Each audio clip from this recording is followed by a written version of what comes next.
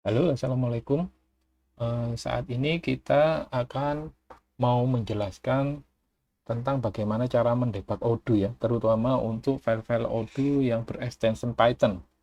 Biasanya kalau kita lihat di struktur filenya Odoo, itu di controller atau di model itu ada file-file yang berextension Python ya.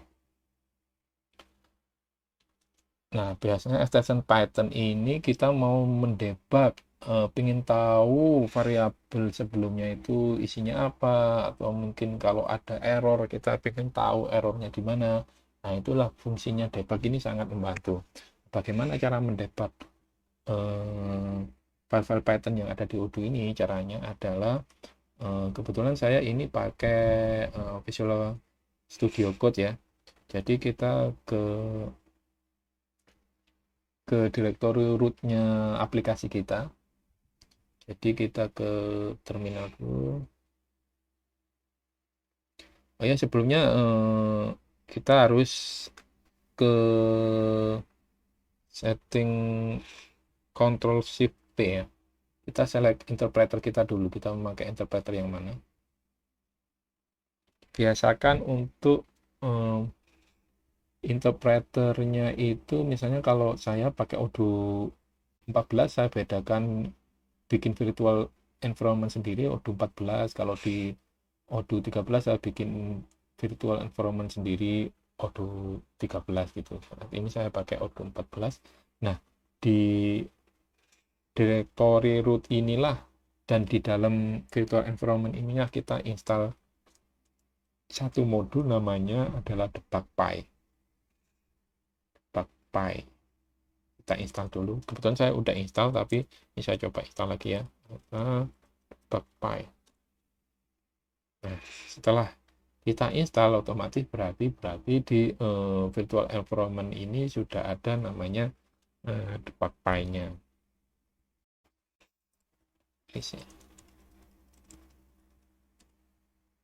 Nah, sudah ada debugpy 121.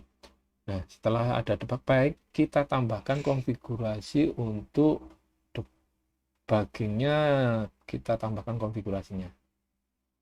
Jadi kita tambahkan konfigurasi untuk debuggingnya. Nah, kita anggap ini 0 ya. Saya ini kan sebelumnya udah ada, saya anggap kita 0. Kita tambahkan lagi.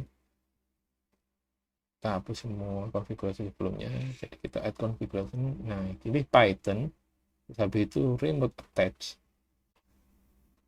Hostname-nya pakai localhost sama portnya default aja 5678. Nah, otomatis dia akan bikin satu konfigurasi debug yang baru.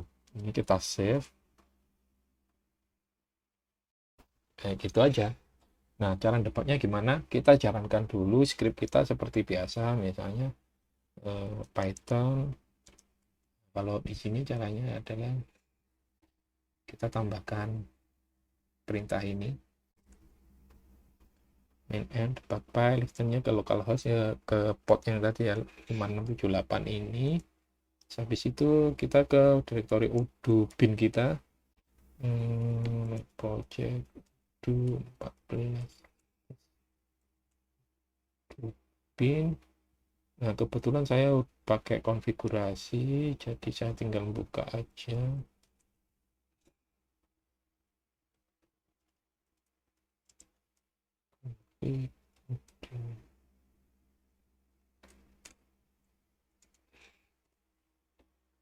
Kita jalankan Odoo seperti biasa. Nah, setelah dia running ya kan, kalau kita ke kontrol ya, misalnya kita mau debug satu root ya, URL root slash form, terus habis itu survey token sama answer token gitu ya. Kalau biasa tanpa kita jalankan debug ya otomatis show aja, nggak ada berhenti di breakpoint yang kita tentukan, jadi dia langsung aja. Tapi kalau kita jalankan debug kita, gimana caranya? Yaitu kita ke run, langsung aja start debug, soalnya kita udah tambahkan add konfigurasi tadi ya. Kita start debug. Jadi stepnya pertama kita jalankan Odoo seperti biasa, yang kedua kita run start debugging. F5 ya, ininya, shortcutnya. Nah, kalau kita lihat misalnya, kita lihat lagi, kita refresh halaman kita, nah otomatis dia udah mendebug ya. Tuh, otomatis dia akan debug aplikasi kita. Itu aja sih yang pengen saya jelaskan. Oke, tambah lagi ya. Jadi kalau kita dengan debug ini kita bisa tahu nih variabel-variabel yang yang sebelumnya kita nggak tahu itu jadi kita tahu gitu. Misalnya supply tokennya berapa, answer tokennya berapa, postnya yang ada di sini berapa, bahkan akses data. Nah, akses datanya ini bisa kita lihat juga di sini. Tuh, kelihatan. Ini kan belum lewat ya. Nah, ini penjelasannya gimana? Kalau continue itu berarti dia langsung ke breakpoint selanjutnya ya. Nah, ini kalau kita pasang breakpoint di sini berarti dia otomatis ke breakpoint selanjutnya yang ada di baris 264. Nah, 264 gitu kan. Nah, akses datanya ini sudah ada datanya kan. Ada datanya. Kita bisa lihat nih. Paling kodenya wrong gitu. Kalau kita continue lagi dia otomatis lari terus.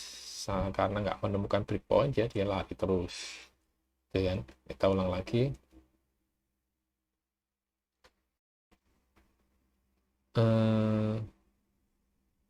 Kemudian ada namanya ini step over itu kalau kita step over dia akan ke baris selanjutnya walaupun dia tidak menemukan breakpoint di situ. Tuh, dia langsung ke baris selanjutnya walaupun dia tidak menemukan breakpoint. Kemudian apa bedanya lagi dengan satunya lagi ya? Kita coba lihat lagi. Namanya step into. Kalau step into ini sebenarnya sama kayak step over, cuma ke baris selanjutnya. Cuman dia kalau dia berupa function gini, dia akan masuk dulu ke functionnya ini. Kita akses data gitu ya. Dia bacanya per baris gitu. Jadi kalau kita step over, step into gitu ya. Nah, dia langsung ke get access data ini kan. Kita soalnya masuk dulu ke function get access data dia. Otomatis dia masuk ke function get access data. Nah, kalau kita klik step into lagi, dia akan lanjut ke baris 202. Oh, dia masuk ke function dulu. Soalnya dia tadi kan di sini adalah berupa function ya. Dia berupa function di sini. Jadi kalau kita langsung ke step over yang ada di sini pun juga dia ke baris selanjutnya gitu kan. Gitu. Jadi perbedaannya kalau step over itu dia akan, misalnya kita sedang ada di baris 263, dia akan melanjutkan langsung ke baris 264, ke baris selanjutnya gitu. Tapi kalau step into, dia nggak langsung ke 264, kita lihat dulu di sini. Kalau dia berupa function, dia masuk dulu ke functionnya. Kita akses data di sini, function di sini. Kalau di sini ada function lagi, dia masuk lagi ke function gitu. Begitu seterusnya. Oke, hanya itu aja yang mungkin bisa saya jelaskan ya. Jadi, semoga bermanfaat. Assalamualaikum warahmatullahi wabarakatuh.